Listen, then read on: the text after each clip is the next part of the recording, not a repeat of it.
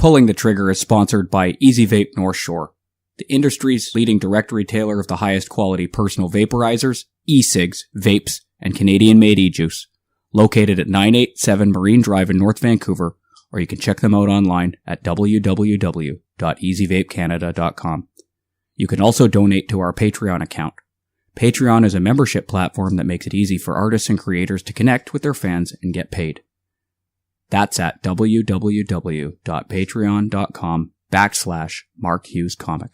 And please like our Facebook page at facebook.com/PTG604.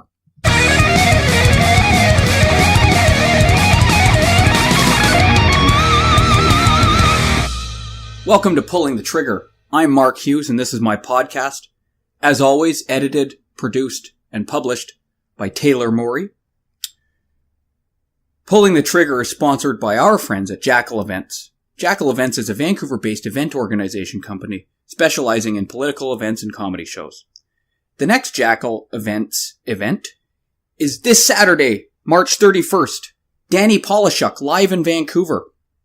That'll be at the Rickshaw Theatre, which is 254 East Hastings, and tickets are available at www.picatic.com. That's www.picatic.com. Edmonton fans, we have a comedy show, The Comedy Shocker, in Edmonton on Wednesday, April 4th at Rick Bronson's The Comic Strip. That is the one at the West Edmonton Mall. So that is a week today. Tickets can be purchased on the Comic Strip's website. Let me just make sure. Yeah, Comic Strip Edmonton. April 4th. We have Mike Dambra headlining. We have Lisa Baker. We have Nick McQuick. We have William Hannigan. We have Ryan Short. Sam Tonning, as usual, my co-producer and partner in crime, will be hosting, and I'll just be doing a spot. So the tickets are at wem.thecomicstrip.ca. And that Saturday, April 7th, we have the Comedy Shocker 16, Vancouver's show, the home at the Rickshaw Theatre as well. That'll be our 16th installment. We have Simon King headlining. We have Ron Vaudry. We have Colin Lamb. We have James Hammond, who has been added to the bill. Byron Bertram couldn't make it. We have Sam Tonning doing a spot, and I'm hosting. Tickets for that can be purchased at www.comedyshocker.com. I was in Edmonton last week. It was great. You guys heard all about it. Something I decided I think I'm going to do today is I noticed that I have reviews on app iTunes. As soon as I can find there we go. The mouse. As soon as I can find the mouse. Let's read some of the customer reviews here. 1 star, had high hopes but meh, by Daniel Snyder 79. Heard this guy on CKNW and had high hopes for this podcast, but so far disappointing. That was November 27th, 2017. Well, shouldn't believe everything you hear in the radio there, Daniel Snyder 79. Speedy Mufflehead. Oops. I don't know what I'm doing here. Why is it making noises? Sorry about that, everyone. I think it's because I'm using the wrong mouse and I'm doing stupid things. Okay, there we go. In-depth and honest. That one's boring. I'm really from Vancouver. Really appreciate getting to know the folks in town better. Well, thank you, Speedy Mufflehead. And she says, and I really appreciate the often brutal honesty of the guests and the host. Truth is better than lies, even when it's ugly. Also, Mark, I'd like to help you find some better gear. The sound is kind of brutal at times. Okay, Speedy Mufflehead, I've improved that, I hope. I bought some new gear. I think the things sound better.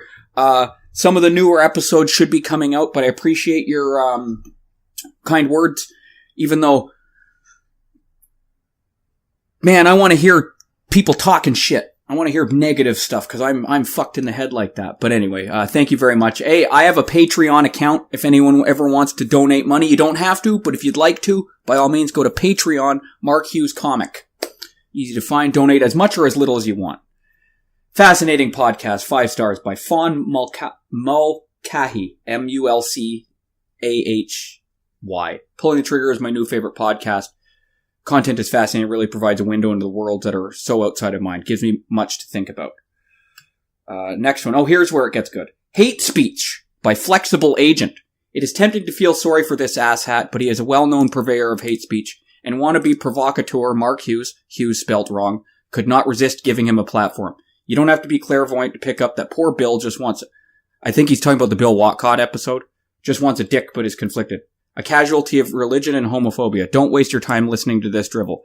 I think I know who gave that review.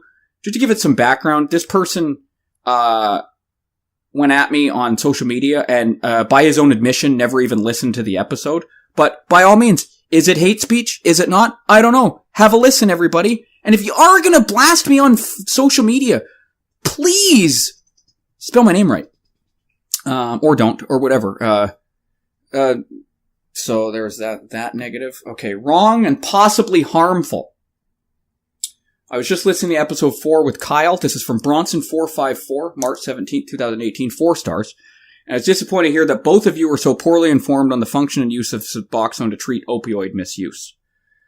Personally, I don't care if you're wrong in the privacy of your own home, but if you're going to broadcast, you might want to inform yourself on Suboxone, what its actual function is and how it is totally different from methadose and why it's superior in many cases. Basically, don't talk about what you don't know, and maybe have a guest on that could explain the different modes of therapy, which I've had since then.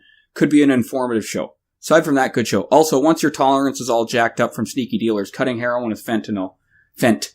Regular old H just won't cut it anymore. No shy people asking for it.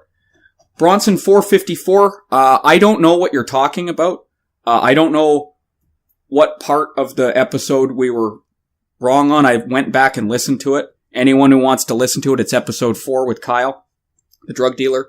We talked about how both of us admittedly amateurs, one of which is a recovering drug addict and one of which currently sells fentanyl. We're not experts in the field of addiction, but we are basing our knowledge on some stuff that we talk about.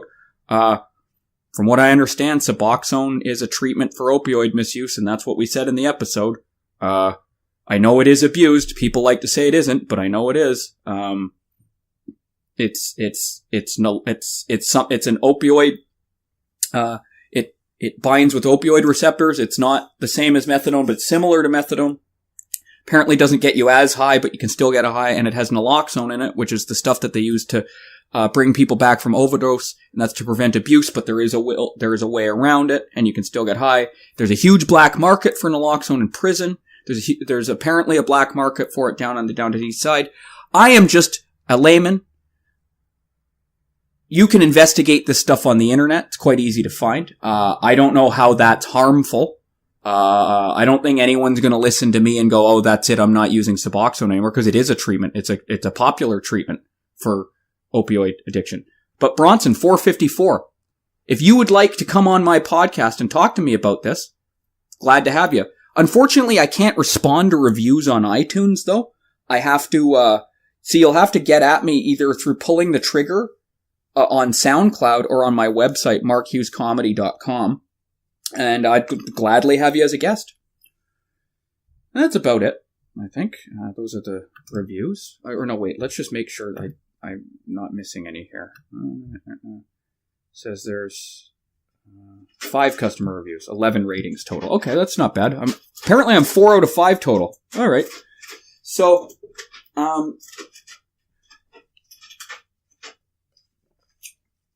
this week, like I said, I have a ferret scratching at the stuff. We have the show on the 31st at Rickshaw. It's Danny Polishchuk, and he is my guest on this week's episode. Danny was a guy who had... Well, let me pose something first. Now, one of the things you'll hear a lot of, if you pay attention to comedy at all, is that political correctness is killing comedy. I don't think that's totally accurate. I think political correctness is attacking comedy. I don't think it's killing it. Some people say, so to say it's being killed by comedy is being killed by political correctness isn't accurate.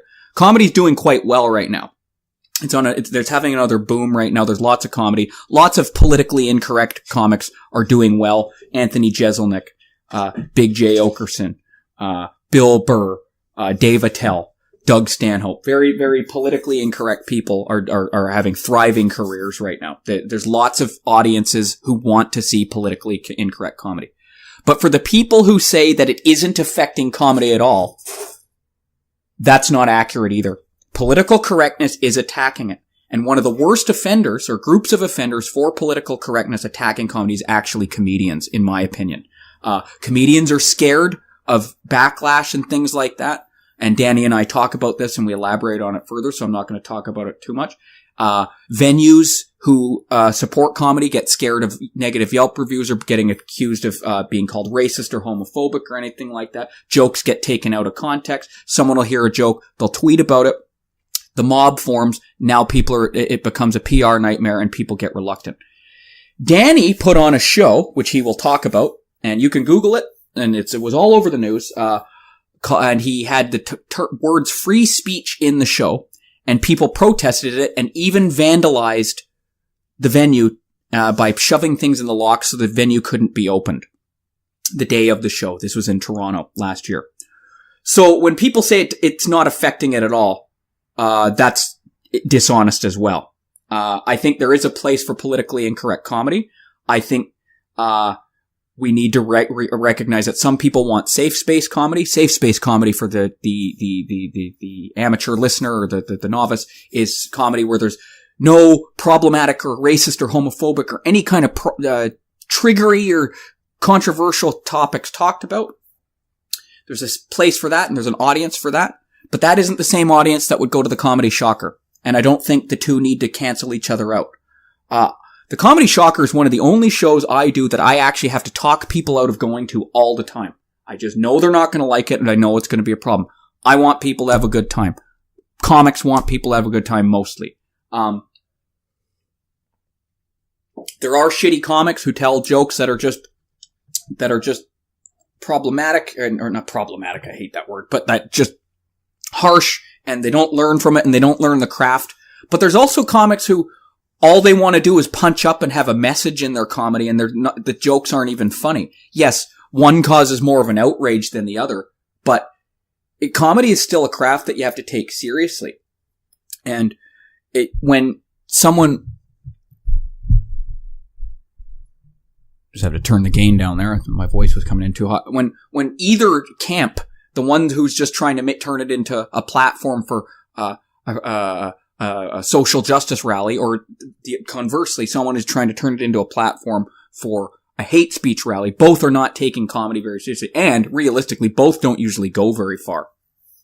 I've heard all kinds of shit in comedy shows that theoretically could offend me. One of my favorites is people make fun of prison rape all the time, and I don't hear anyone protesting those jokes. I got raped in prison. And I still think the jokes can be funny. Not all of them are. But I hear people laughing at the most hack prison rape jokes. So he dropped the soap. Why should I start protesting and making a big fucking deal about it? And that triggered me and could affect other potential inmates? No, because I'm the one who has a problem with it. So, whatever. And the jokes are often funny, so who gives a shit, and I want to laugh. And I think I don't treat my experience as some kind of sacrosanct, off-limits topic. It's a joke about whatever you want. If I have a problem with it, I'll leave the room.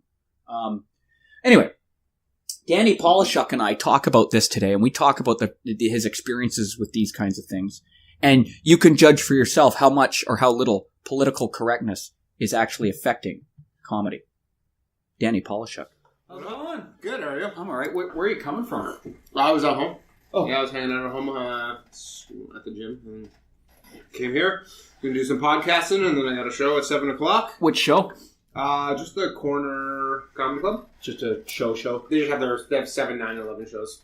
7, 9, and 11 shows. Yeah, on the weekends. Is it showcase with a headliner at the end style? No, it's showcase just like everybody does 10 minutes. Okay, that's cool. I like that corner, man. Yeah, best club. It's one of my favorite clubs. How long has it been around for? Only a couple of years. At this point, yeah. Might have to get. What's the guy who owns it? Joe Chito. I might interview him actually. If I can. Yeah, you should. Yeah, he loves podcasts and stuff. Like was really big into all the the Death Squad, right? That stuff, and he used to bring those guys into Toronto. Like this past summer, he brought Dean Del Rey and Brian Redband and Sam Tripoli.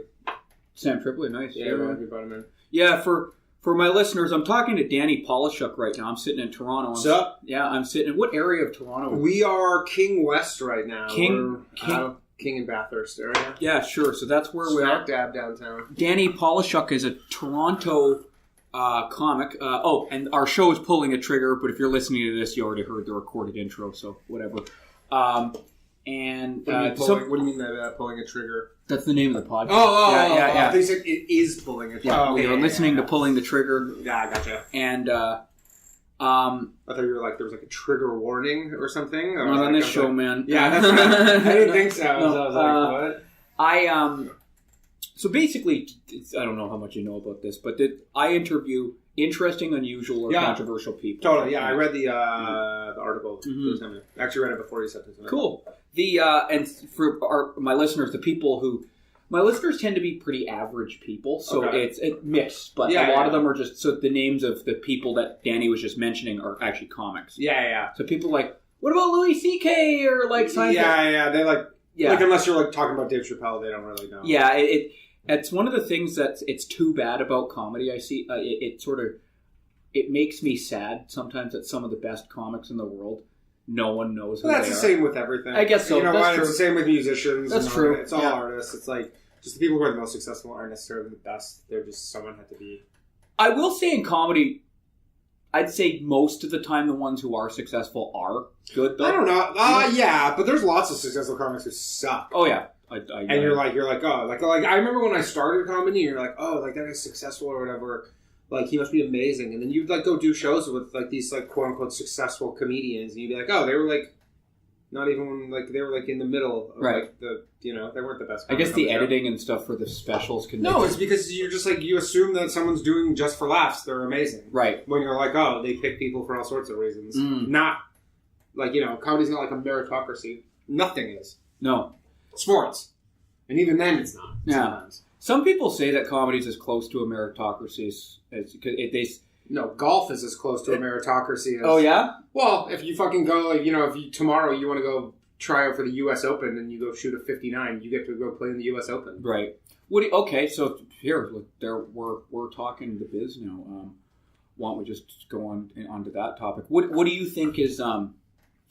Because I have my beefs with comedy. Mm-hmm. I've only been doing it almost 5 years. You? Maybe like 8 years. A while. Yeah. Okay. So, are you a pro? Meaning, does the majority of your bills get paid by income from comedy? Not a majority, but like partially. Yeah. Mm. Like I do like comedy quite a bit. Yeah. Right. Yeah. Mm. But no, like I'm going. If anybody lives in Ottawa, I don't know when do you post this? Thursday. Yeah. So I'll be at Absolute Comedy. Oh, but it won't be this Thursday. Oh, okay. No, what I'll do is, because I have episodes backed up. Yeah, no problem. Anyways, yeah. I was just going to figure... If anyone can time travel... I go back in time, January 6th, or February 6th to 11th. I'm going to be at Absolute Comedy. But yeah, no. In terms of beats with comedy... Yeah, what are the things you don't like about it? This thus far in the game, anyway. It's hard to say because it's I don't know, it's stuff that's like out of my control, and I try not to get too angry about shit that's like not within my control. Like I'm not going to be the guy being like, oh, it's unfair that so and so gets like comedies again. Like the moment that you realize that comedy's not a meritocracy and that people get selected for all sorts of reasons, then it's just like whatever. You just fucking figure it out. Just go if it's just be better, kind of, or figure it out. Honestly, like the best thing about comedy now is that 20 years ago, it was exactly the same, in my opinion. Right. And like, there's no way that it's just all of a sudden, like, cronyism and nepotism or whatever have, like, worked their ways into comedy. But like 20 years ago, there's only a few real gatekeepers. But like 20 years ago, if those gatekeepers decided that they didn't have any interest in you, that was it for you. Yeah, TV there was no way around that. Whereas now you can just be like, all right, fine, I'll just do my own thing. And like, I can, you can reach as many people as TV. Whereas before, like, if the TV people said, no, we don't want you on our show, they're like, that was it, you were done. Yeah, I remember talking to people and listening to other podcasts and stuff like that where they said if you couldn't get on Carson, you might as well not even do comedy. There's no point in even doing it. I don't know, the thing is like, if you got on Carson, it's like you were like a superstar. Right. Right? Like, if you got on Carson, the next day you were like, selling out clubs, household name kind of thing. Whereas now, like, if you go do Conan, it's like doesn't even move the needle. I could go do Conan tomorrow. Nothing's going to change in my life at all. I know people who've done some of those shows. I know tons of people. And people, my normal friends, yeah, I could mention their name and they still wouldn't know who they are. Well, the thing is like when there was the only time you could do stand up on TV was Carson, pretty much, right? So it's like, maybe every year. 50 people did Carson. Now it's like if you take all the late night spots, it's like there's 500 people doing comedy a year on late night. So it's not a big deal. It's not a big deal. Like there's if you're gonna it's just I guess it's still a credit though. It's a credit, but I mean like again, you go do Conan and then you call up some club and say, hey, I'd like to headline. I did Conan. It's not enough. Like whereas it should be. Clubs care about Instagram followers now. That's something they should. Yeah. I mean, because they don't want to do the legwork of promoting their business. And why wouldn't you hire someone who can bring people in the door? Mm-hmm. Or it's like it used to be that's what the credits did. Is you go, this guy was on David Letterman or so and so, and then people bought tickets because of that. But that stopped working because nobody cares anymore. So now the new thing is, you have Instagram followers, and you say, hey, I'm doing the show. People come see you, sell tickets, and, why not? It's one less thing that the club has to worry about, even though that should be pretty much the club's sole responsibility. Well, that's the whole reason for the club, really, right? Yeah, well, I mean, whatever. It's not the whole reason. They do take a lot of, economic risk by... Well, they give you the venue to do it. They give you the venue, and it's it's like they put it on, but if I did this movie, Filth City, right, and we were casting... for one of the roles, and it was the role of this girl, and it was down to basically 2 people for this role they were both pretty good, but a big decision, not the only decision, but a big decision made was that one of the girls had a huge Instagram following. There it is. Yeah. And I mean, it's why wouldn't you do that? It's not like it was Meryl Streep versus some nobody. It was there were 2 people who were pretty qualified. They were both that had good auditions, and we're just and I guess at the end of the day, something has to make the decision, right? So, it was if you have a tiebreaker, super easy. Why not use that? Tiebreaker? Yeah. It's like a no-brainer. Yeah, a lot of this stuff though, clubs caring about Instagram followers. I don't know if that applies so much in Canada, or does it? No. Well, I mean, Yuck Yucks, they don't give a shit because you're just on their roster and they couldn't care less. And then, no, not really. No, I don't think so. Because if you have a huge following, if you're Deb Giovanni or something, it's she doesn't even really play. She plays off nights at clubs, and she just brings her own fans. Her fans just she just uses a comedy club because she doesn't want to go rent a different venue. It's easier but it's she's basically just renting the club. Right? She's based out of Toronto, right? No, she lives in LA. She's from here, though. She's from there. Yeah, she's from here. She's on Video Trial. Yeah, and I think. I mean, that's the thing. Video Trial used to legitimately be a big boon to comedians' careers. Yeah, so many guys are that's one of their credits, right? You see. Well, not anymore, but I mean, guys who are. But for a while, it's you would get big off of that. Yeah, Trevor Boris and Dave. Rahaj, yeah, and tons of people there. Yeah. Tons of Does people. it even exist anymore? Video on Trial? No. I mean, Much Music doesn't even exist. Oh, does it not? Holy fuck! They play episodes of South Park. Right. It's funny because I haven't watched TV proper in a long time, so I don't even know what's going on. The corner's across the street from the Much Music building. Oh well. They I don't know. They host some CTV show there. And right. They don't do much. They say TV is kind of not dying, but it could be headed that way. I don't know. It's just there's so many other options that it's still advertising revenue still pays the bills for stuff, but for something like Much Music, who the fuck would ever go watch 30 music videos in a row when you can YouTube it? Yeah. Why would you do that? I heard also that some people have speculated that the comedy club system's dying too, that the internet might be ruining it. I don't think so. You don't think so? I don't know. I mean, I see, playing comedy clubs. It's they seems now more than ever how the PC stuff, the demand for comedy is bigger than it's ever been. Mm. Yeah, since I've noticed it, because people are so worried about saying shit at work because they'll get fired. Right. Man, you get right now, you make a joke that doesn't land well, and that whole. Personally, I think it's hacky, but that whole fucker in the pussy meme, fucker right in the pussy, where people say that on live TV or whatever. Mm-hmm. So a few years ago in Toronto, there was at a Toronto FC football soccer game or whatever. Some reporter was reporting on the game, and then someone came on camera and she was drunk, and he goes fucker right in the pussy or whatever. And then that guy worked for Hydro One. He got fired for doing that. Then the union came in. They're you can't fire him. He was not at work, and he didn't break the law or anything. He's just made a tasteless joke. Like, that's all it was. It was like a tasteless joke, but a joke nonetheless.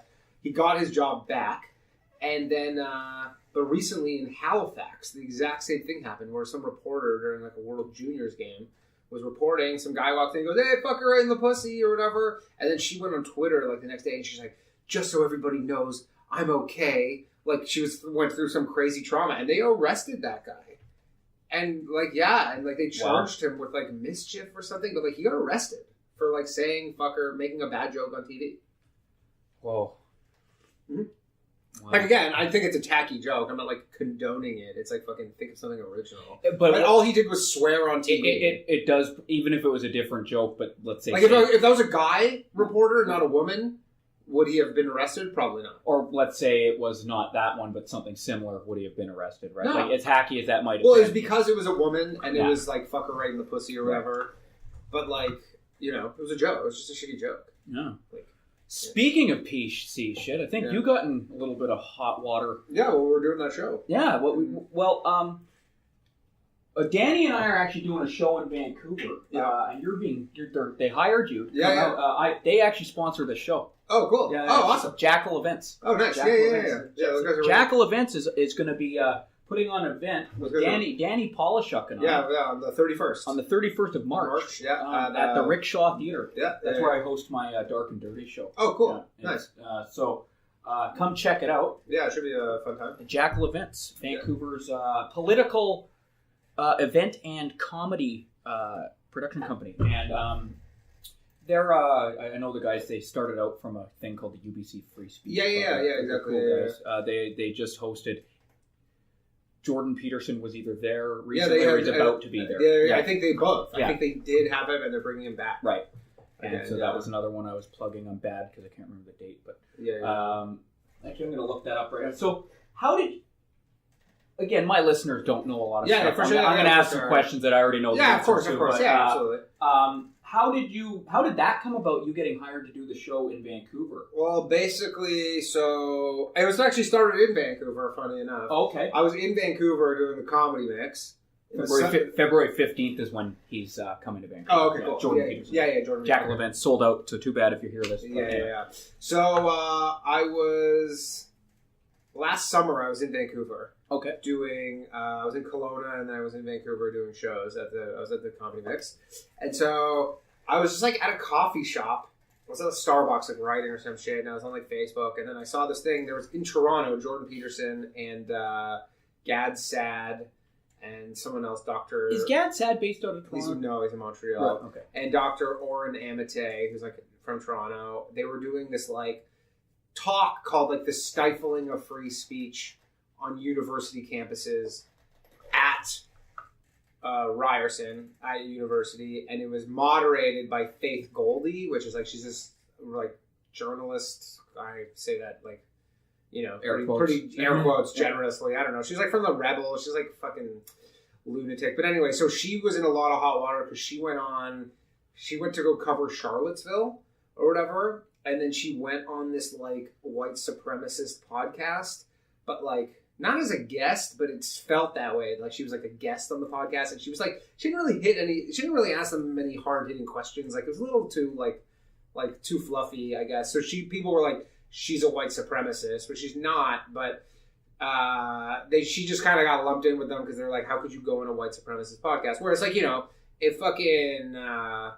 I don't know what the reference here is, but like if Anderson Cooper went on a white supremacist podcast, no one would ever be like, you're a white supremacist. You'd be like, you're a journalist who's going to interview a white supremacist. But because he would ask more hard-hitting questions and be like less like, I don't know, just, I don't know what the problem was. But she just was like too just chill about it going on the podcast. So anyways, these people, like these super far left, like protesters found out about this event and they complained to the University of Toronto or Ryerson, got it shut down.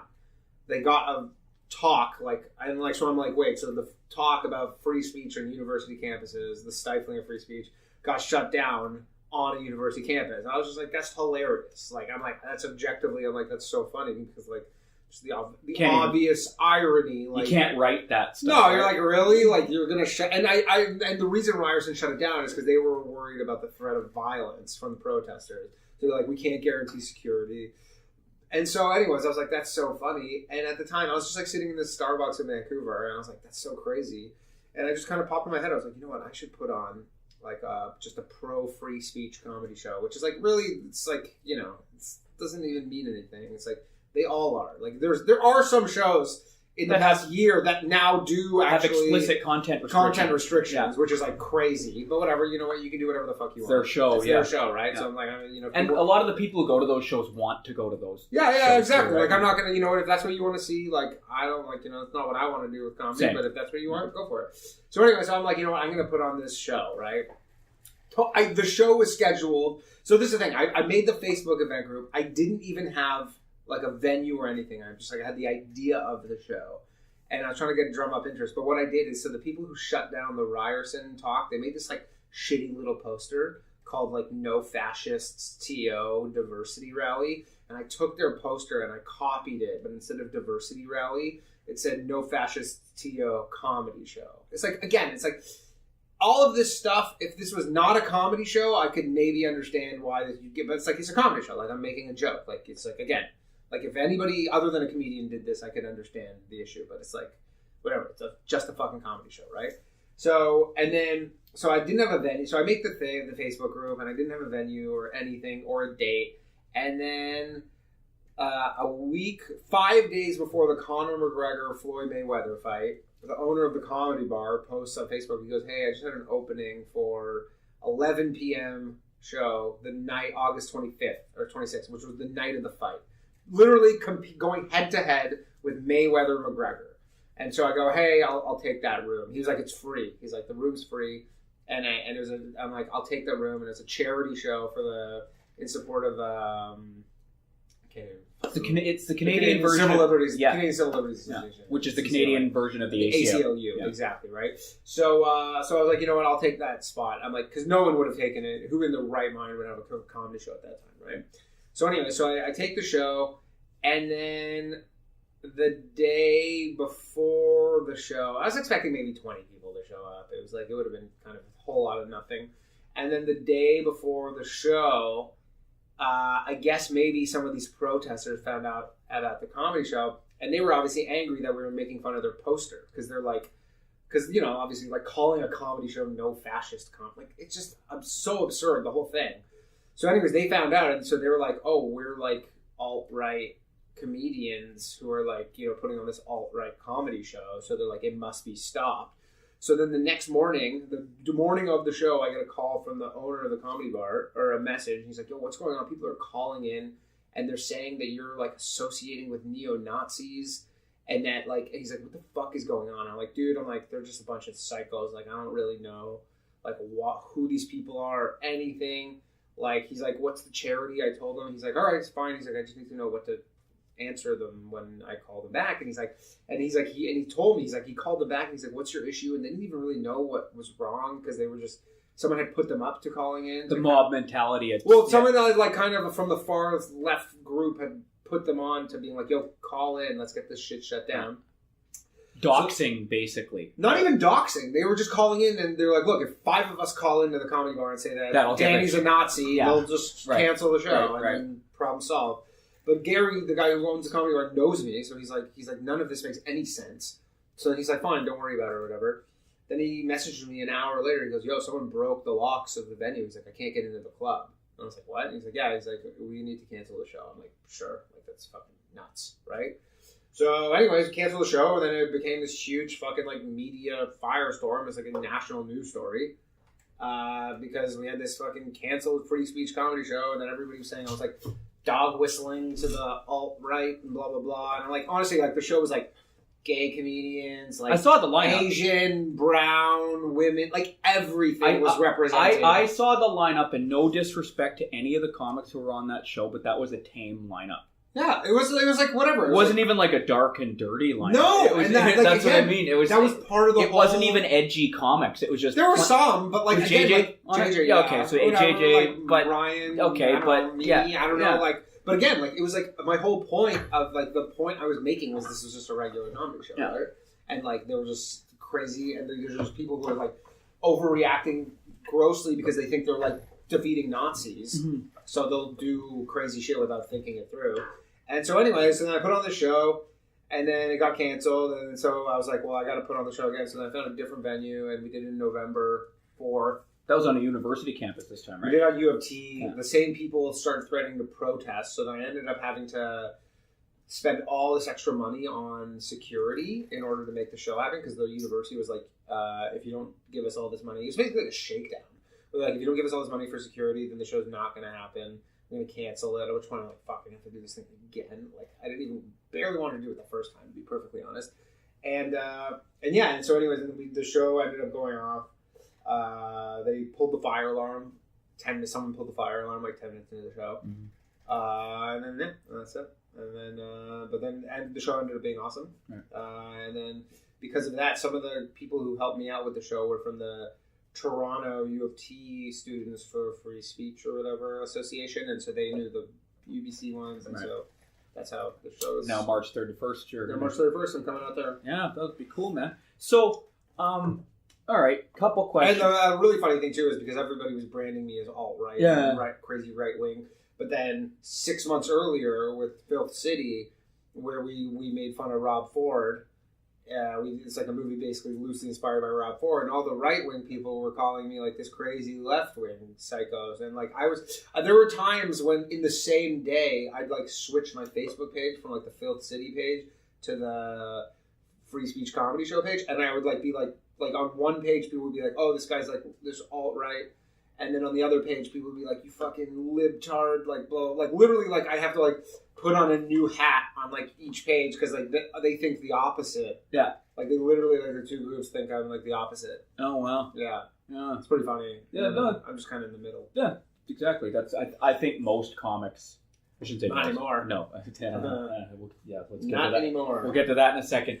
I think ideally a comic should be kind of looking down upon things. Well, you should what I mean? Objective. Yeah, that's what I mean. It's sort of like you're viewing it because comics theoretically and historically used to be outsider types, right? Yeah, Who'd be looking, I can see this angle and I can see that angle. Yeah, but it's like, you know what, it's easier to be an insider because it's like, you know, it's easier comedy to just have a group of people who agree with you. Yeah, isn't Trump stupid? Yeah, for sure. Yeah, basically. Yeah. And then... So that's an interesting point. I'm going to bookmark it in my head. We'll get to that in a second. So, how did this stuff affect you at all? Did you get threats or did I didn't get threats. It definitely affected me. It was pretty like polarizing. There were a lot of comedians who were like, I don't know the exact motivations. Like, you know, some of it could have been just like, you know, comics don't like other comics getting attention that they maybe feel is not justified, or like maybe people thought it was like a stunt or something, which it kind of was, but it's like I never knew that they would break the locks. The stunt was just like me poking like fun at like... Well, like you said, you thought 20 people would I thought 20 people would show up and it would have been nothing. Like I thought it was going to be a whole lot of nothing. It was during the McGregor fight, right? Like I didn't think people would break the locks or anything. So, but I don't know. Yeah, there was like definitely like there was a lot of comics who were angered by it for sure, and like I don't know. I mean, I'm sure there's a lot of comics who think I'm like alt-right and fucking all this kind of like nonsense. I don't know. I can't really. Did it affect your like mental health or anything? Not really. I mean, not really. Like I kind of. Yeah, it's hard to say. Like it's like it didn't like, you know, cast me in any sort of like depression or anything like that. I just kind of like was rolling with the punches. I guess it was like, I don't know, it's hard to say. It didn't surprise me that like there were a lot of people who weren't on board, like, you know, because there are all these people who are like, you know, the fuck Trump crowd, and like people were showing up to the show in like Make America Great Again hats. So like they just instantly lumped me in probably with those people. And so, you know, there are definitely people who like, you know, might have been a little nicer to me before all of this, for sure. But it sounds like it also helped you because you got some attention that might not have otherwise been there. I mean, absolutely. I definitely got attention that... You've got one gig booked out of it. Yeah, exactly. Right? And who knows, maybe hopefully more. And, you know, I got to do some cool stuff. I went to go on, like, Louder with Crowder.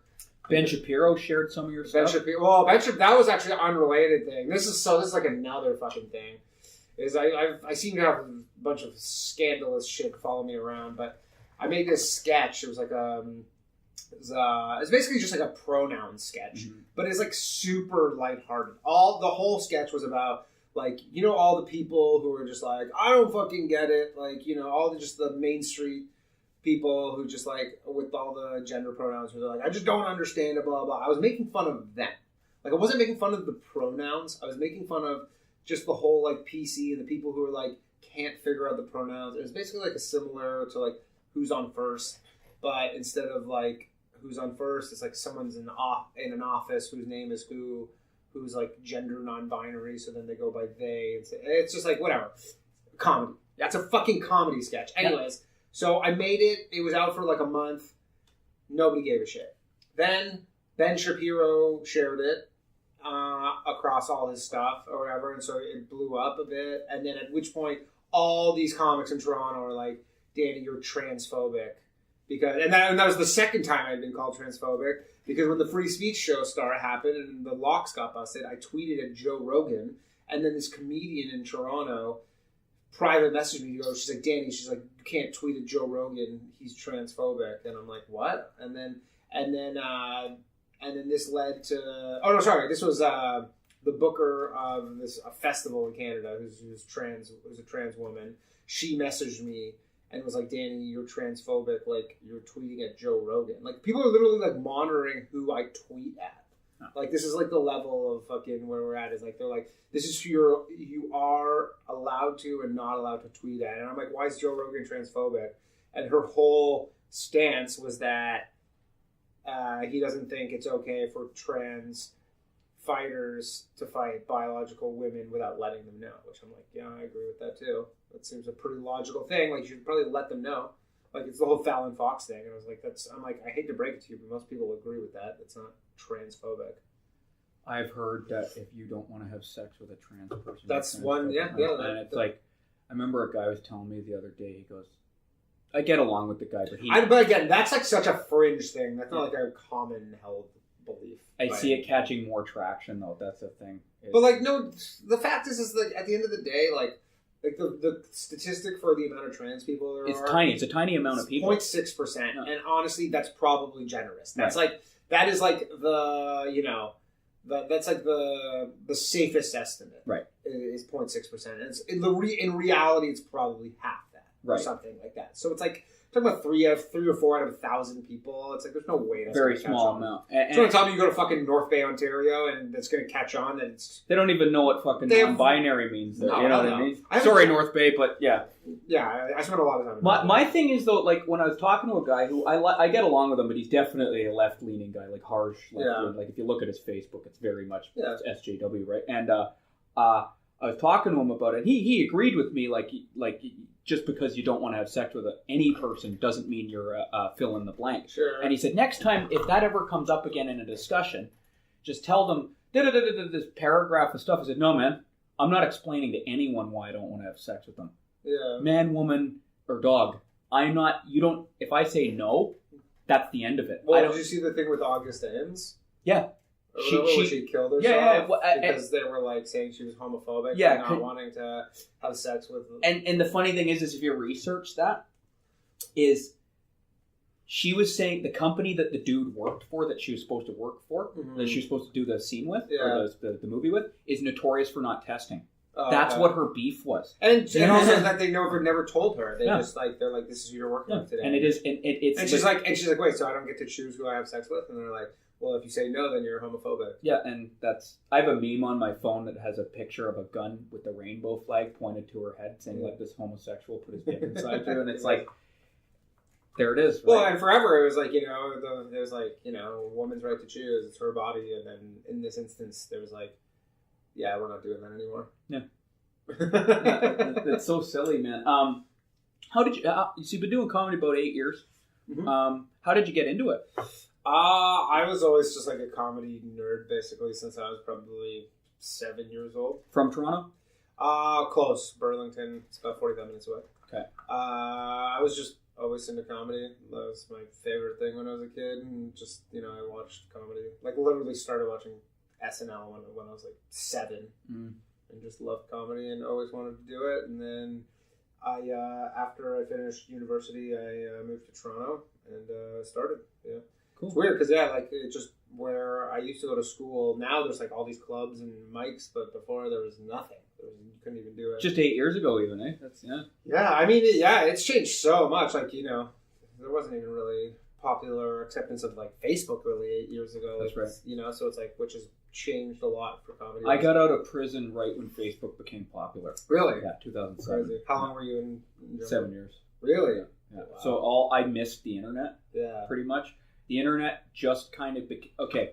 When I went to the joint, the internet was just starting to be affordable enough for the average person to have it, but it was still fairly expensive. Yeah. And it was dial-up mostly, or you could have high-speed dial-up, whatever it was called. But it still wasn't like it was lame. It wasn't cool. It was I remember I looked on a couple websites once, and I was like, it would take forever to load, and it wasn't that sophisticated. I was like, this is fucking stupid. Yeah. Then I go to prison, and I get out, and I didn't even know how to Google. I had to have my little sister show me how to Google, right? Yeah. And now I'm obviously it's fine. Yeah, it's pretty easy to figure out. Yeah, the learning curve is. But I missed MySpace. I missed MSN Messenger. I never had a MySpace account. Actually. I missed Nexopia was around a little bit. It was this one for younger people. Yeah. And then Facebook became popular. What years were you? I was locked up.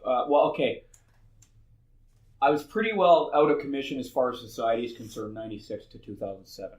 Oh, okay. But I was locked up pretty much straight, 2000 to 2007 with a 6-month break. Oh, okay. So about 7. Why was the break?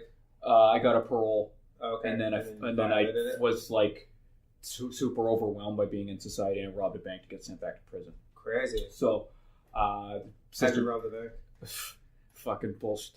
Like this is a robbery. Give me $1,500. Finger in the pocket? Not even. Just for our listeners, all you have to do is tell them it's a robbery and they have to comply. Well, my friend was when I was in high school. My friend was a co-op. He had a co-op student as a teller at a bank, and he got fucking robbed at gunpoint. The policy is they just cooperate. Yeah, they're like, what the fuck? Yeah. I can't honestly. If you're a bank teller and you're making fucking $17 an hour, someone walks in and goes, "I want this $1 billion company's couple $1,000," and you fight them on it. Like, what kind of lunatic would you have to be for that? I didn't even get $1 out of it. They No. gave me a die pack. Oh, you got that? Yeah. I got 4 years for $0. Fuck. But anyway, and you didn't get like time served, or not time served. Like I was already. Isn't it like a third? Don't you only serve a third? Okay, the way so just to give, I was already serving an 8-year sentence. Okay.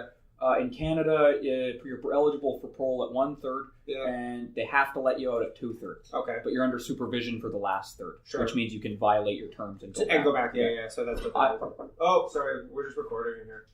I was out. Hey, how's it going? Yeah, I was out on day parole at the time I robbed the bank, which I'd done a little less than 2/3, but over a third at that point. Half. I'd done about half. Oh, okay. Right? So because I was in for home invasion robberies, which are pretty violent, and the system takes them pretty seriously, as they should. Yeah. And so they made me do more rehabilitative programs and all that. So anyway, I get out, super institutionalized, can't make it out here. I've been in and out of jail my whole life. I only ever lived on the downtown east side. All this stuff, right? Robbed the bank, get sent back. The system took pity on me because they could see. Like, that's why you did it? They said that he's a product of the system at this point. Uh-huh. They gave me 4 years concurrent with an 8-year sentence. Over top of the previous. So it ended up being a 9-year sentence. It added 1 year. Yeah. And then the system, the parole system, which is separate from the court system, ended up giving me a parole about just a little less than 2 years later. Mm-hmm. And I've been out ever since. Oh, okay. Right? So, are you not like the motivational speaker? I'm sort of thinking about doing that. Maybe. I feel like that's the natural for people who legit are able to turn themselves around. And you do stand up. Yeah, so you have all the tools for. I'm thinking about maybe that's what I might. That'll be my version of corporate comedy. Yeah, that'll have that. Well, it's way better, and I don't have to feel like. I guess there's the degree where you're doing it for high school students or something. Yeah, but you can just clean it up a little bit. Well, once you clean it up too, you're actually doing something good instead of I can feel telling good. Jokes for craft. I can feel at a Christmas party. I can feel good about. Where it's make fun of the CEO or whatever, bullshit. But don't ever say any swear words ever. Yeah, right? totally. Or we're not paying you. Yeah, I don't want to deal with that shit. But I think about doing it. Yeah, I think seriously about doing it sometimes. Yeah. I mean, it seems like that would be not even as a career choice, but that just seems like a natural. Yeah. It's one of those things though. I've researched it a little bit. It's even it's not hard to break into, but it's even more obscure to break into than comedy.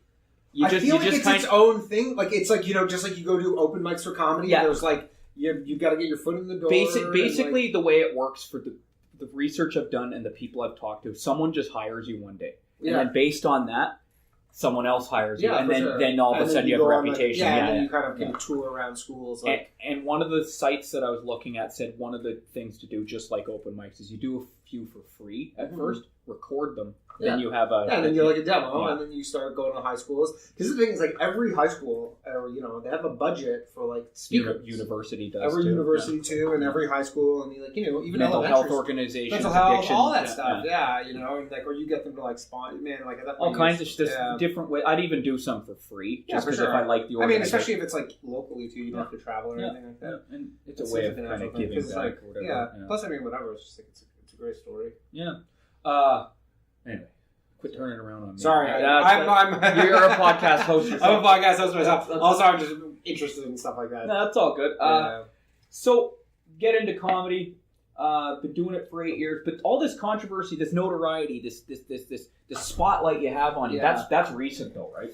That's like the thing is, people. Were you kind of a nobody before all this? Just a nobody. I'm still a nobody, to be honest. Like it was like basically. But people have heard about you in Vancouver, where I could name 10 comics who are big out here, who in Vancouver they don't know for sure. Well, I was in the news and stuff, so that doesn't. That helps though. Yeah, absolutely. Yeah. But like the thing is, like people thought like I'm just like hunting like everything. Everybody thought this was all like super meticulous because like I had the Filth City thing, and that became this huge scandal because Doug Ford went on TV here. I just saw an article on Facebook about that. Oh yeah, well I post. So, anyways, I'm really called the producer a scumbag. Called a scumbag. Basically, what happened is we got this like we made this cop sketch. Me, Andy King, Kevin Soldo. We made this little cop sketch. It's just like a sketch, And then his brother has a production company. His brother goes and sells the sketch as a full feature movie. Right? Somehow, which is so fucking hard to do in this country, right? So then me and Andy we sit down, we get the money to write the movie and all this stuff, and we sit down, we got to write it. And at the time, all this Rob Ford stuff was going on, and we wanted to make these, crime comedy, Toronto centric, and we were like, you know what? We'll just fucking kind of loosely inspire it. It's not about Rob Ford, even though so many people who haven't watched it think it is, including Doug Ford. So anyways, we make this movie. We released the trailer or whatever in last year, and then BlogTO releases the trailer, and then Doug Ford goes on some radio station that he's a weekly contributor on. They go, "What do you think about this?" And he goes, "Oh, they're a bunch of scumbags, blah blah blah." Right? Goes on this, calls us scumbags, and it just blows up into this news story, Doug Ford calling us scumbags, and then we start getting all this attention or whatever for the movie, but we hadn't planned it. I guess we would have been this would have been a great scenario, but he could have just been "What do you think about this thing?" And he goes, "I don't give a shit," and that's it. With all these things, you're they're still so heavily relying on other people's independent actions, right? He could have just been I don't give a shit about this movie. I haven't seen it. I'm not going to see it. Game over. That's it. And we just would have done our thing, and that would have been it. But he goes and he causes this whole stink, and then he goes back on fucking CP24. And he's yeah, if they were crossing the road, I wouldn't slow my car down. That's what the thing, That's what the thing. Anyways, because I posted that link, because here's the thing. I really see a similarity with fucking Doug Ford and Donald Trump. I really don't want him to be the premier of this province. So, you know what? I'll happily, post. So anyways, I went on Reddit R Canada, which is the huge subreddit, and I posted that article yesterday, and it made it to #1 on the entire subreddit last night. It fucking blew up because it was I guess people maybe forgot, but I'm just it's not a motivation to promote the movie because I wasn't hey, go watch Filth City. It was just I just don't want Doug Ford to be the fucking premier of the province. I think he's grossly underqualified, and just there's so many options for the conservative leadership. I just don't. I'm not even that I would vote conservative. I just don't want it to be fucking conservative Doug out here. Ford. Conservative out here doesn't mean hard right conservative necessarily. No, they're it's just right of center, right? Because it's funny. But same with the liberal doesn't necessarily mean liberal. Left, slightly, liberal here is like center. And well, the federal Liberal Party is actually conservative, technically speaking. It's actually just a bit. I mean, yeah, it's not actually a liberal party. No, it's still no. The NDPs are like the real liberals. they're the left of and the liberals are like center. Yeah, and then the green is far left. Yeah, and then we don't have a far right party anymore, though. No, there's like one party on the right. Yeah. Basically, and they're not even far right either. They're just they're like slightly right. No. They're a bit more right than they used to be because they absorbed the Reform Party. Oh, right. But so the Reform Party used to be super far right because they were anti-gay and all that shit, right? Because they're super religious. Uh-huh. Then the Progressive Conservatives, which what they used to be called, they were called the Canadian Alliance for a while. Yeah, I remember that. They aligned with another party. Yeah, I remember that. And they were just slightly right. Yeah. Then they absorbed the Reform, so it pulled the Reform further left, but it did also pull the Conservative, what we know of as the Conservative Party, a bit right. So the Conservative Party as it exists now is a bit more right than the original Progressive Conservative, but they're not far right. No. They're a couple degrees further right. Sure, yeah. They don't give a fuck about gay shit. They don't care about, like... No, that's not a concern. Because I'm very dubious of all politicians. Yeah. I think they're all scumbags. It's all fucking bullshit. Personally. It's whatever's expedient, that's what they say, right? Like, even Justin Trudeau, oh, wow, legalize weed and all this stuff. It's like, yeah, but there's other stuff. That's... Yeah, it's not the only thing. That's just... Apparently, because they changed the...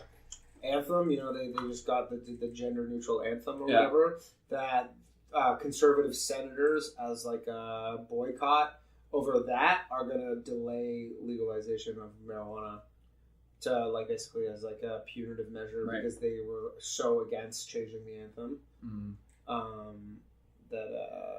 So I don't smoke weed, so I don't give a shit. Yeah, it doesn't affect. Do you smoke weed? Less lately. I used to smoke a lot of weed. I've been smoking weed less lately though. But no, I definitely do occasionally.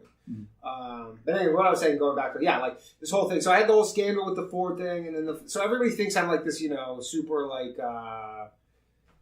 what's the word I'm looking for? Like, Machiavellian. Kind of like, like it's everything's so like contrived and and I'm like it's not like, like I didn't know people were gonna break the locks, like, I didn't know fucking Doug Ford was gonna go on the news and say this shit, but it all happened in this short period of time. So people think I'm this like master manipulator or whatever, when it's just like partial marketing genius. Yeah, when I'm like, I don't know, a bunch of it's just coincidental and like. And then the Ben Shapiro thing happened, and so people were just like, and that was more like a local scandal where everybody thought it was transphobic. And that was going to be tied into my next question, because I saw a huge argument, probably a few arguments, but I saw one for sure on JJ shared Ben Shapiro's. JJ Lieberman. Yeah, that was what I'm talking about. He shared my thing. So JJ Lieberman is a local comic. He hosts a podcast with He hosts a podcast with Danny. What's the name of your podcast? It's called Fuckonomics. Fuckonomics. It's me, JJ Lieberman, and Ryan Long. So these three guys, Toronto comics, shared a link from Ben Shapiro for my listeners. Ben Shapiro is a conservative speaker. He gets asked to He's like a conservative political pundit. Yeah. And when I say conservative, it's just that he just votes. He's Republican. He votes conservative. He's like anti-Trump. Yeah. He used to be the editor of Breitbart. That's he's right. Like this he's like 30, my age. He's like a genius. Yeah, he's Harvard graduate. When he was like 20. Yeah. He was like a Harvard law graduate when he was like kind 20 of a nerd, if anything. He's like an Orthodox Jew. Yeah. He's like an Orthodox Jew, wears like a kippah. He just doesn't, he believes in logic, basically, is his big thing. But anyway, he shared your Filth City, the pronouns. The pronoun, what was the name of that skit? It's called Who's the New Person? Who's the New Person? As in, who is the name? Yeah. So then, big, huge controversy on Facebook, and that's just a segue into with comics. Mm-hmm. That's the thing I found most surprising starting comedy. I thought when I started comedy, they're going to be, here's my people, the ones who the outlaw philosopher who, is out on the outside and tells you assume that's like what everybody is, and like a lot of them are just improv geeks or like theater nerds who like performing, and they're like they don't like, or bloggers who think they don't like but they don't like anything controversial, and they don't want to say anything that might like ruffle anyone's feathers, and they don't like that kind of comedy. Comedy is like, comedy is like music, like how are you supposed to start comparing jazz with heavy metal? Like it's like these are two different forms of like absolutely similar art. So it's like there is no like it's not homogenous like everyone's opinions on fucking. I find the thing that bugs me about comedy It's pretty well since I started. I can't say back in my day it was different. Yeah. It's been this the whole time I've been. It's just getting a bit more and more. Is that it seems like everyone's got to make sure. Hey, just so you know, this is my political position, and it's almost always left, right? Yeah, it's like 90%. Just so you know, I'm on the side of social justice for sure. And they'll ham-fist it into their jokes, like it's like a friend of mine said they reverse engineer the joke around the political message, and it's like so you're basically getting a lecture. Well, it's right? pandering. Yeah. It's like, you know what? It's like, sure, obviously, it's like it's the easiest thing to do to go in front of a fucking comedy club in Canada in 2018 and say you hate Trump and you love Justin Trudeau. Yeah. Like, yeah, obviously, and I hate homophobes. But it's like, or whatever. Like, don't you hate homo? Yeah, like obviously everybody hates homophobic people. Like this isn't something new, and it's like. You're just pandering, and it's like you're just. It's not comedy, like it's, or it's shitty comedy. It's like it's hacky, like it's what is hacky changes. At one point it was airline food, and now it's fucking political pandering. Yep. One friend of mine said he was a guest on this podcast a few episodes ago. Said the reality is that. For lack of a better term, left-leaning people, the left side. I consider myself left-leaning. I think most people in Canada are really, right? He said they control the culture now. Uh-huh. So when you're actually speaking for the left-leaning culture, you're not actually. It's not edgy anymore because you're pandering. You're pandering. Yeah. If it was back in the 70s and 80s when it was like the moral majority of the religious nuts. For sure, you go to Alabama and you start saying how much you love gay people. Right, that would have been edgy. That's edgy. Yeah. But it's edgy changes. That's right. And apparently down in the States it can still be like that in certain states. Absolutely it can. You could tell all kinds of rape jokes or racist jokes all you want, but if you say anything about Jesus, like guys will meet you out in the parking lot and beat you up after threaten you. Yeah. They take it really fucking seriously. But that's not where we live. No. Right? No. Is there anywhere in Canada that's like that?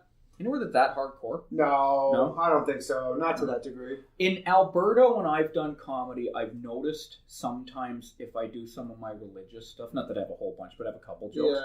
Yeah.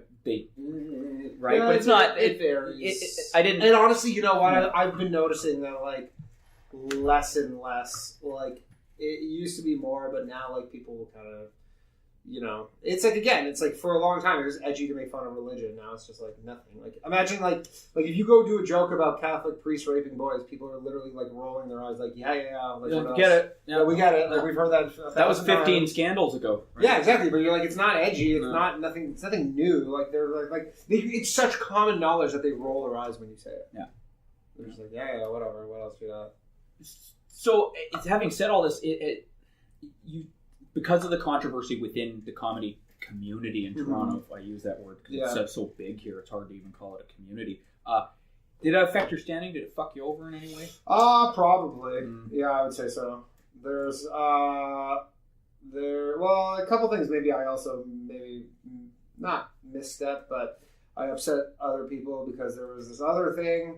I keep on fucking putting my foot in my mouth, I guess, but there was, during the whole, start of the Me Too stuff, there was this one comic, this female comic who came out, and she basically was like, she did this whole Me Too thing where she was in a relationship with her boyfriend, and she basically said he wanted to have sex, and she was like, I don't feel like it, and then he kind of pouted, and so she fucked him, and then she goes, years later, I realized that he sexually assaulted me, that was sexual assault. And she named him, and I just read that. I was like, I don't even know her. I was like, that is so fucked up that you just. And I was like, you know what? Almost every girlfriend I've ever had has actually been raped. Almost every single one. And I'm like, wait, you're lumping yourself in with I'm like, this is and also then I'm like, wait, so then I've been raped because I've had sex with a girlfriend when I didn't feel like it. So you felt pressured to, or whatever. Where she's it's like, who? I don't want to hurt her feelings or whatever. Fucking or I'm tired or whatever. Who hasn't? If you've been in a relationship, you've been there. And I'm like, wait, so I've been raped now? And I'm like, no. This is where I'm going to draw the line. And so I basically made You made a little video. And I made my opinions vocal, which women don't appreciate that. No. Especially female comics because they're fucking drunk on power, most of them. So, because I mean, again, like women like to act like they're so oppressed, but like right now in comedy, like they're the apex predator. You know, they're the fucking top of the. They're at the top of the pile. Like, there's no doubt about it. What I see, and they'll be like, "Oh, we're so like, you know, like, oh my god, like it's so hard for us." Like literally every booker of every festival is a woman. Every decision maker in comedy is a woman, and they're trying to be like, "Oh, it's so hard for women." But like, shut the fuck up. In Vancouver, we have 4 clubs in the Lower Mainland. Yeah. We have one of them. So I can't count the Yuck Sabbaths but okay. So we have Laugh Comedy Lines, Mix, Laugh Lines, and Yuck Yucks. Yeah. 2 of those 3 are managed by women. Yeah, sure. And like, not even 2 of those 3. Like, that's a new thing. Yeah. Historically, like that's always how it's been. Like it's not like a new thing. It's like, you know, if you look back to like, you know, Mitzi Shore and like fucking like that's just like a lot of comedy clubs are run by women. Like Yuck Yucks is like their head office forever was all women. Like Zoe Rabnett runs Just for Laughs. Like Laura Ray, you know, she runs the Winnipeg Comedy Festival. Like all these fucking like women, and then but women in comedy will act like they're oppressed, and you're like, no, you suck. Like you're not getting opportunities. You're not losing opportunities because you're a woman. You're losing opportunities because you suck. But if you say that, then they're like, "Oh, you're sexist." And you're like, I know some. I'm just like, I'm kind of getting tired of like the game, so I'm just like, whatever. I'm almost excusing myself from it to a degree. I know some women who don't like this whole thing because they're like, I want to get a spot because I'm yeah, because you're good.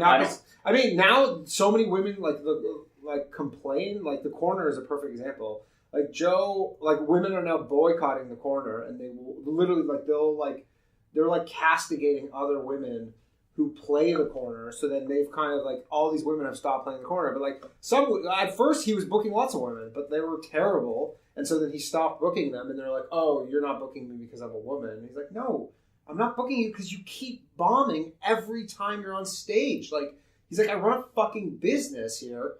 And like it's just not acceptable. And so now, because of like the backlash, he does book women who have like no business being there. But like he just like, you know, for his optics, he's like, well, look, I have women, but they're like not good.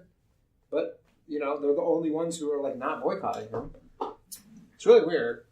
Like again, like I'm the same thing. Like I would never want to be like the token anything. Right.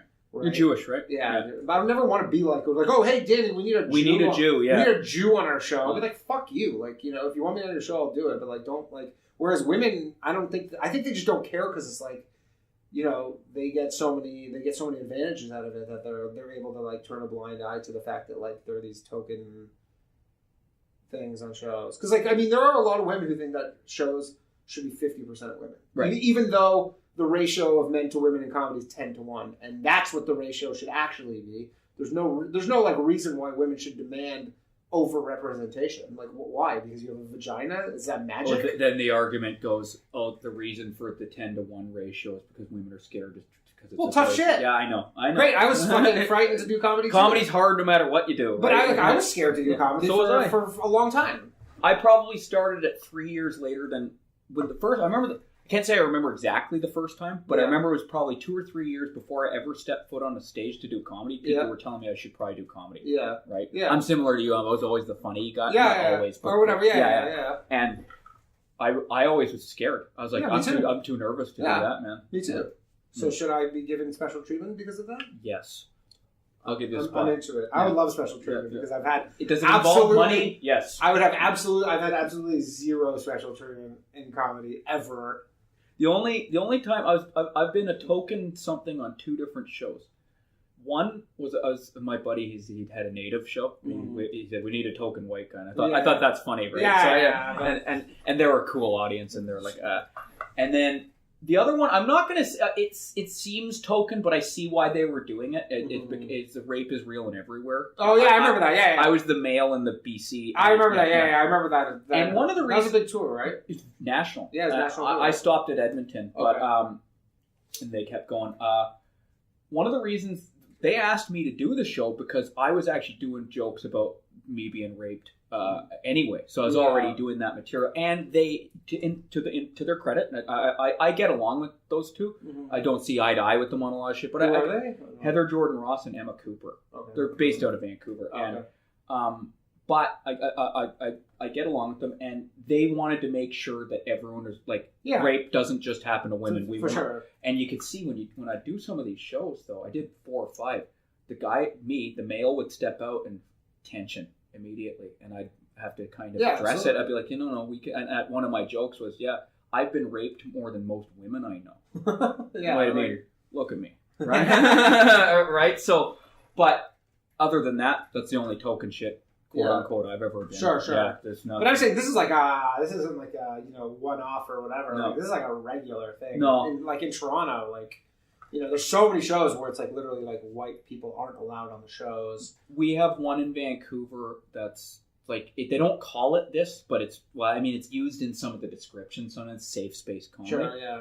And it's 50% have to be women, and priority goes to people with disabilities or POC or whatever gender, whatever. Well, I'm doing a joke about it now because I'm like the whole POC thing. It's like forever, like literally people called minorities colored.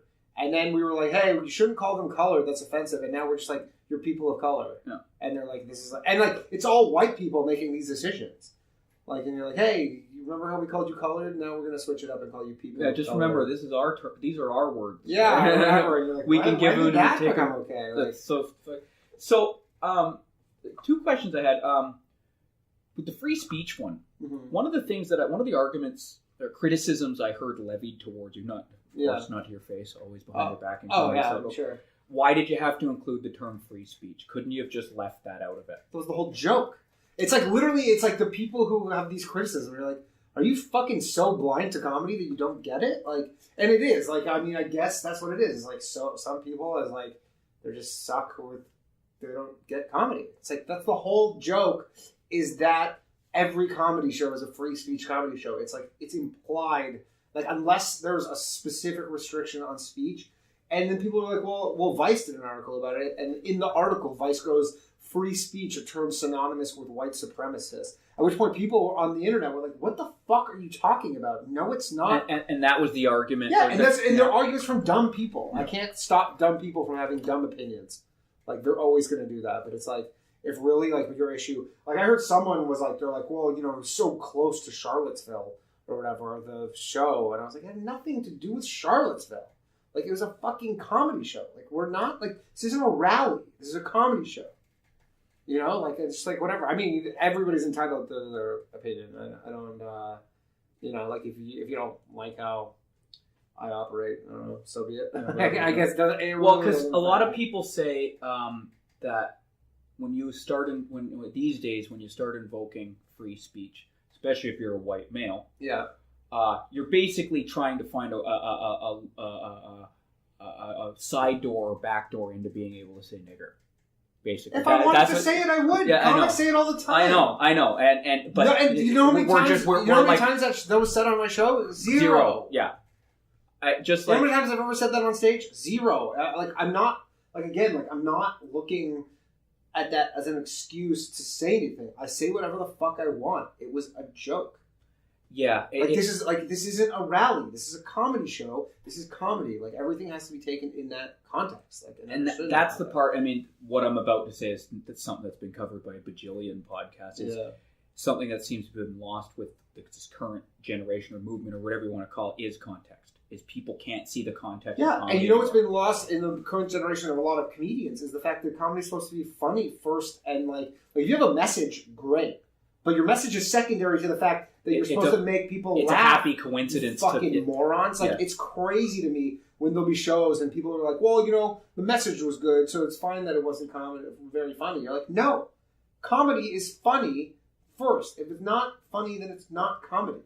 Yeah. You're just like going up on your soapbox and fucking talking, which is fine. That's fine, but don't say it's comedy. And that's the thing. Me personally, because I have this discussion with comics all the time about it, and they say, I like guys like Carlin and Hicks. And, yeah, me too. Those are like my favorite comics. Yeah. They're okay. Personally, I like Dave Attell. Yeah, he's my favorite. Yeah, I love Dave Attell. Just dick jokes, man. That's all I want to hear. And the reason is because I've had a pretty serious life. Mm-hmm. I just want to hear levity, right? Absolutely. Secondly, if I want to learn, I'll turn on someone who talks seriously about the issue Sure. I want to learn about. Like, Yeah. I'll Jordan Peterson, Absolutely. or let's just say I want to hear the other side. I'll listen to a gender studies person who's giving a lecture or something like that. Absolutely.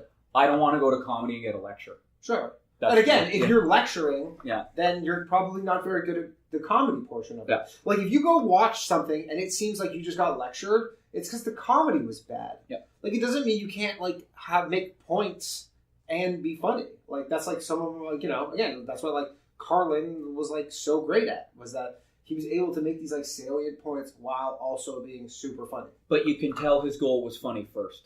That's what everyone's goal should be. It's comedy.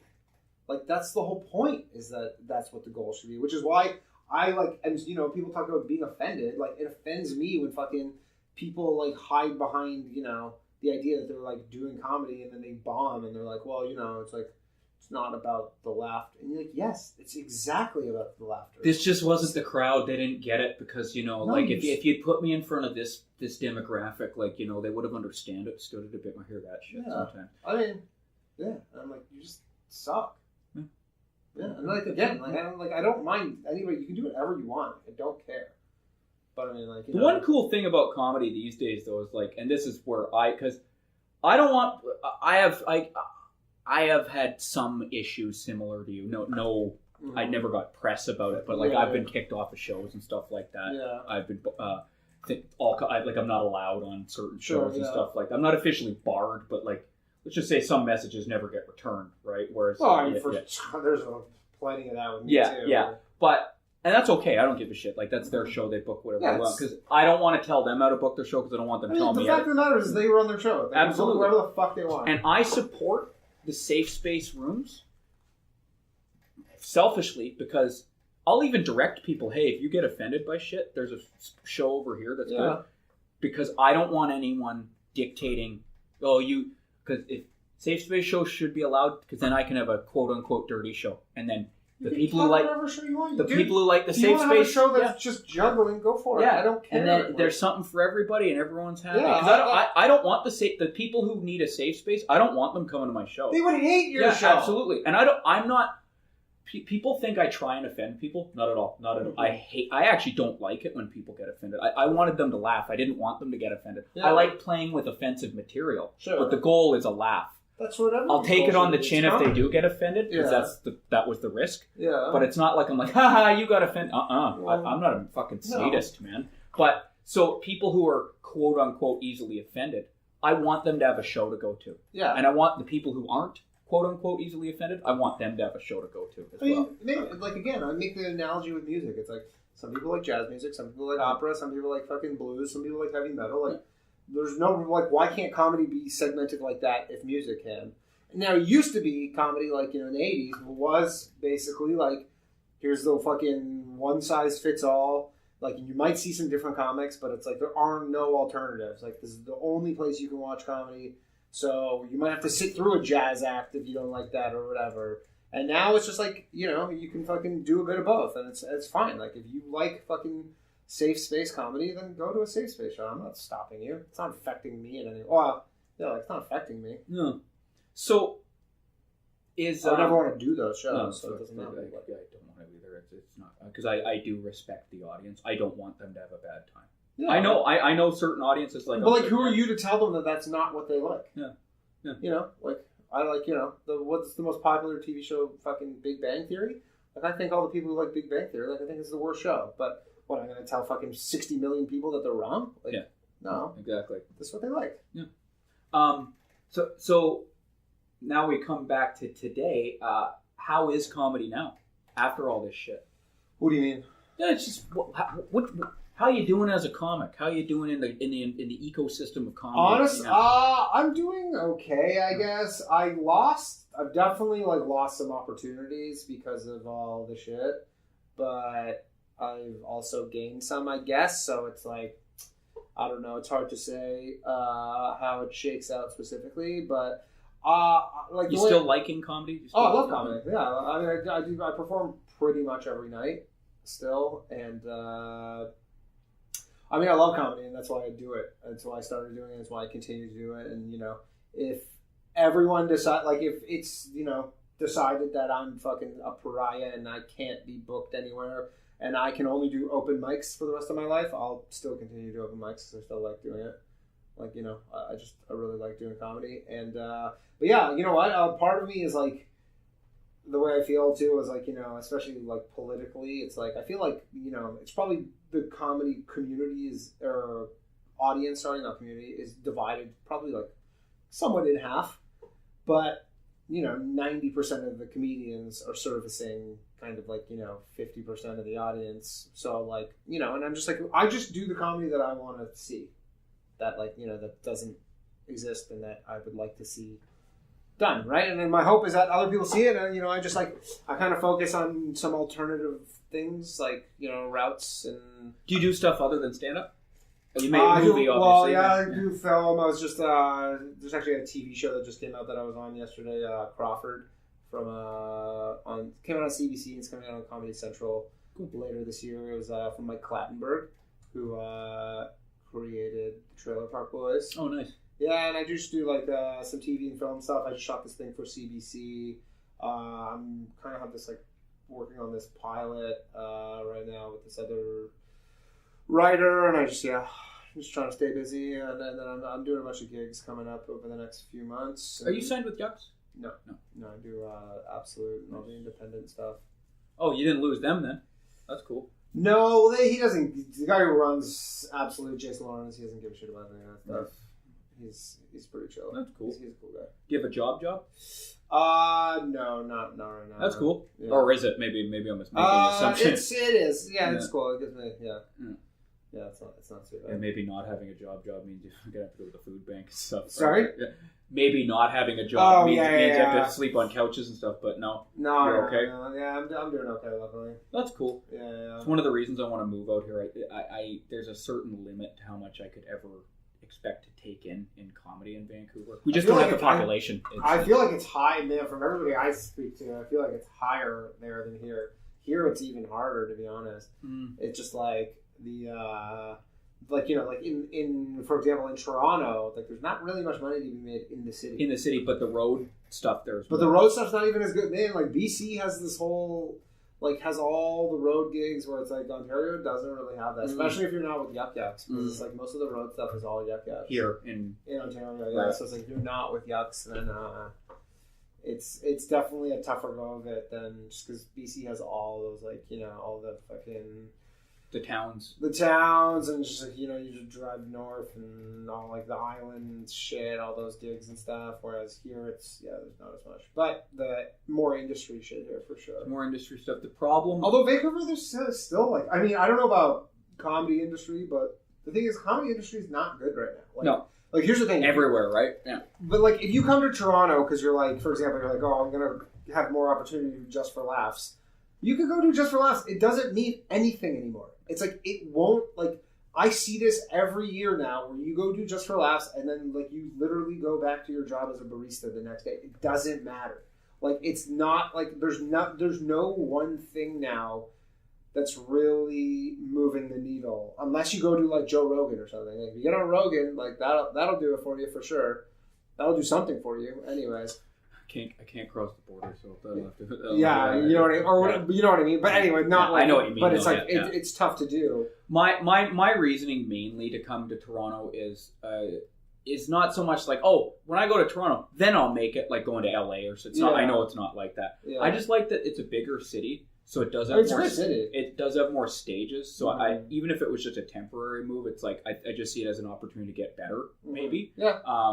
Also, the type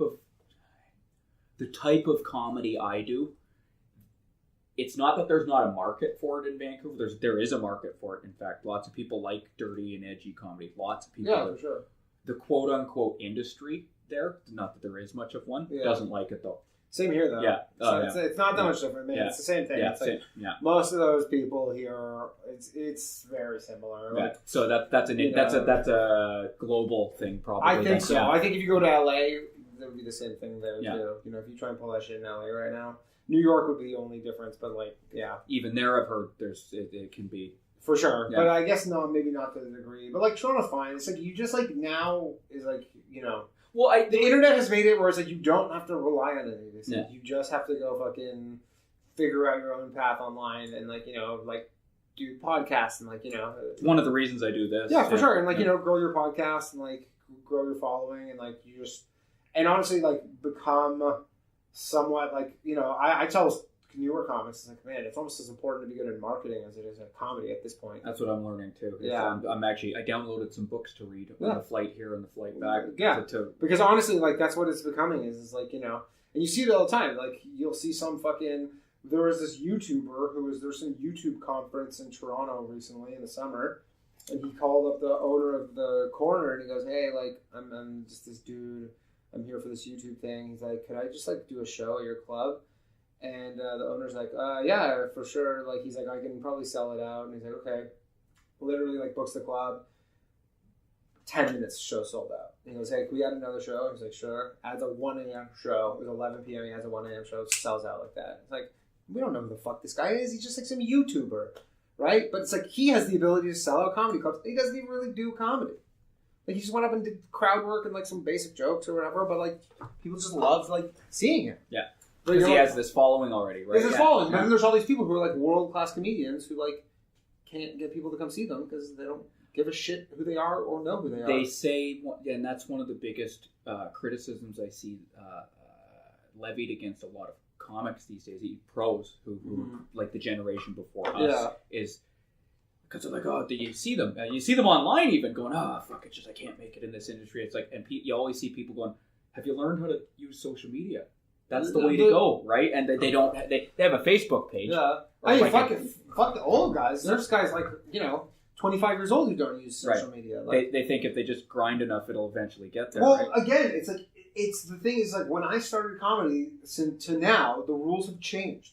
When I started comedy, you did do just for laughs, and that did mean something, right? And in the time, I remember I did some shows in Montreal with this comic. He's an American comic. And it's he's on Kimmel, Seth Meyers, Comedy Central half hour. And he's he could barely get booked anywhere. Because when he started, the roadmap for him, he's a bit older than he's 40, early 40s or whatever. The roadmap for him was, go grind it out for fucking 10 years. You'll get all these things. You'll be good. And then once you get those things, you're set. And he got all those things, and then everything changed. And they're like, hey, remember how you were supposed to be set? That's a lie. Yeah. You're not anymore. You're not set from fucking just doing all these things. And nobody gives a shit about your credits. And 1,000 people have these credits. So you have to now differentiate yourself in some other way. All my good gigs, the ones that were most, let's say, noteworthy or valuable, came from outside of comedy. Yeah. They came from connections and networking, and I've done outside of comedy. They came from music people or venues. I know. When I opened for Stanhope, it was because the venue he was performing at, the one we're going to be at, said, hey, he needs an opener. Want to do it? Yeah, obviously. Yeah. And I've never gotten that through comedy proper. No, well, the thing is probably people wouldn't, I don't know what it's like for you, but it's I would be one of the last people anybody would want to give anything to. Yeah, and I don't want to whine. Yeah. I could, and I do sometimes, but I try my best to just look at it from perspective. But no, I don't get a lot from comics. I have friends in comedy. Yeah. I get along with everyone.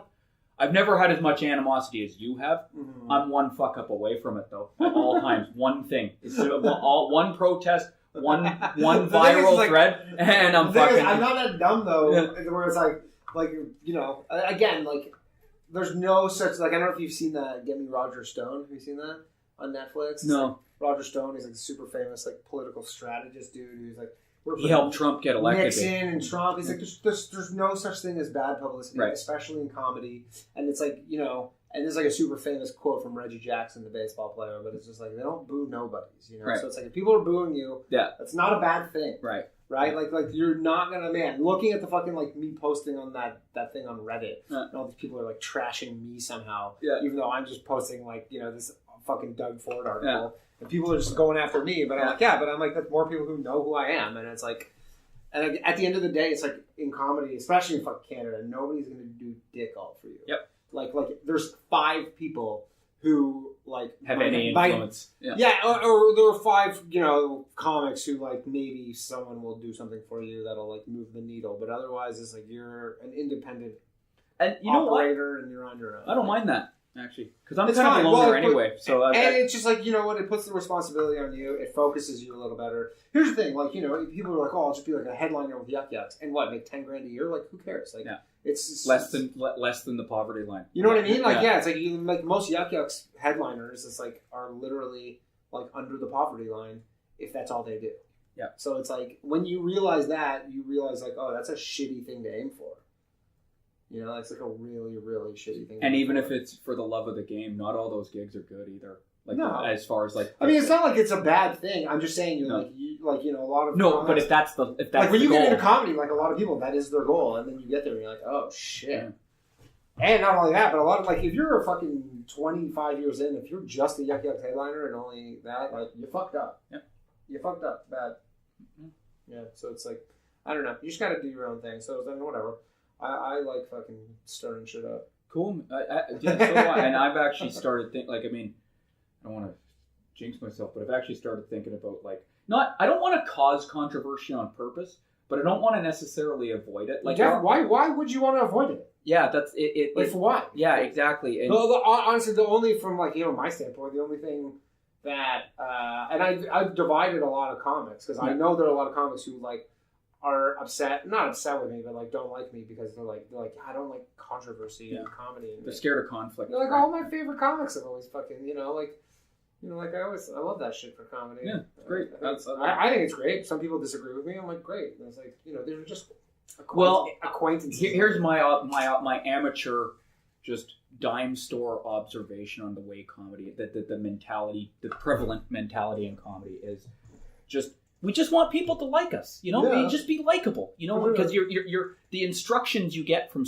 not everybody, but so many people are, you know, just you get them to like you, and then you get booked a bit more, and then you got to be likable to the audience, and you got to be likable, and you got to you need this, and it's like, yeah, but sometimes it's okay to fuck off the audience a little. Not only that, but the moment that everybody's playing by the same set of rules, is like you don't want to be involved with that. Yeah. Like you want to be a contrarian, like you're a comedian. That's right. Like comedians by nature should be contrarians. And I even see the way the majority of comics kind of communicate online, where there's lots of arguing, but you see these sort of pockets or groups align themselves together, and they all like each other's statuses. Absolutely. And like you can see, comic X.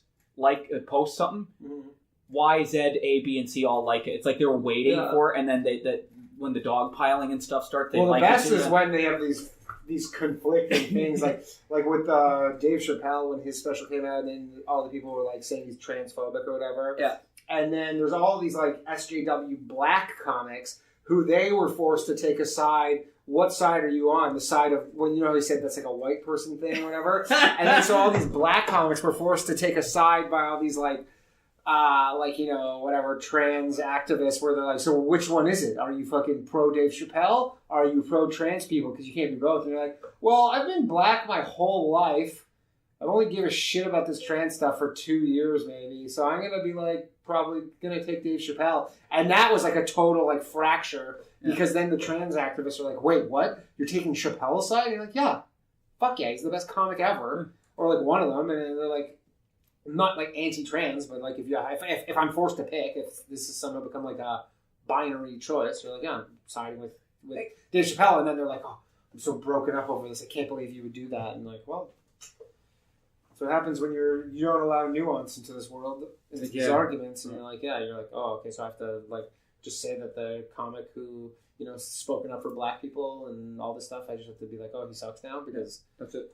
Because there's one thing he says about trans. But again, it's like all the super like leftist comedians, they can't help but just like eat themselves because they don't operate in logic, they operate in emotion. Mm-hmm. Whereas I tend to operate more logically. Mm-hmm.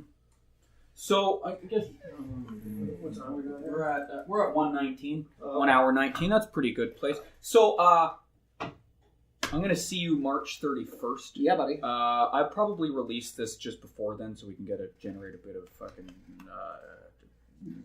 attention. Cool. What I ask all my guests before I close the show, and remember, you're just sort of speaking to the average person. Is there anything you'd like people to know? Just something, final closing thoughts. Just don't, if something is bullshit, I realize it's not that easy for regular people, but just like, if you think something's bullshit, you don't have to pretend like it's not. I don't think, because there's a lot of that going on right now where people are like, just because it's easy to just ignore what you know to be true, not what you believe to be true. I don't know. Maybe speak up, but you don't have to. That's what comics are.